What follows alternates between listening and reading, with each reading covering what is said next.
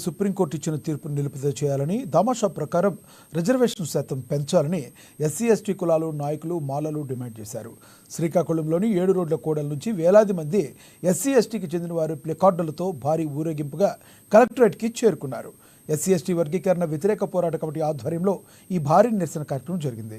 ఈ సందర్భంగా నాయకులు వారి డిమాండ్లపై స్పందించాలని, లేకుంటే ఉద్యమం మరింత ఉధృతం చేస్తామని చెప్పారు. మిత్రులారా, మీకు తెలుసు, ఇటీవల కాలంలో భారతదేశంలో ఉన్నటువంటి సర్వోన్నత న్యాయస్థానమైనటువంటి సుప్రీంకోర్టు రాజ్యాంగ ధర్మాసనం రాజ్యాంగ స్ఫూర్తికి విరుద్ధంగా ఎస్సీ ఎస్టీలను వర్గీకరించుకునే అధికారాన్ని రాష్ట్ర ప్రభుత్వాలకు కట్టబెడుతూ ఒక దుర్మార్గమైనటువంటి మనువాద ఆర్ఎస్ఎస్ భావజాలంతో కూడుకున్నటువంటి తీర్పుని ఇవ్వడం జరిగింది.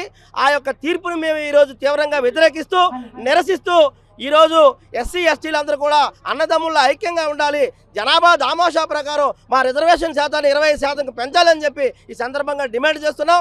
అదేవిధంగా ఈ విషయంలో ఎస్సీ ఎస్టీ రిజర్వేషన్లు వర్గీకరించుకునే విషయంలో ఇది రాజ్యాంగ స్ఫూర్తికి విరుద్ధమైనటువంటి అంశం కాబట్టి గౌరవ రాష్ట్రపతి గారు ఈ విషయంలో కలుగు చేసుకొని మరి బేషరతుగా వెంటనే ఎస్సీ ఎస్టీ రిజర్వేషన్ల వర్గీకరణను నిలుపుదల చేయాలని చెప్పి నేను పత్రికాముఖంగా డిమాండ్ చేస్తున్నాను. జై భీమ్, జై భారత్. రాష్ట్రాలకు అసలు రైతే లేదు.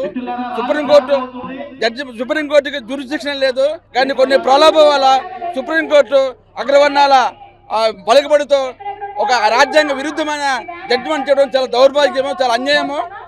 ఇది అంతా ఒక ఆర్టికల్ 341 ప్రకారం ఒక క్యాస్ట్ని పెంచాలి, ఒక క్యాస్ట్ని ఉంచాలా తీయాలనేది ఓన్లీ పార్లమెంట్గా హక్కు ఉంది.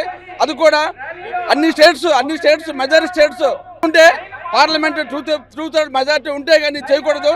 కానీ సుప్రీంకోర్టు జ్యూరిస్డిక్షన్ లేదు వాటికి.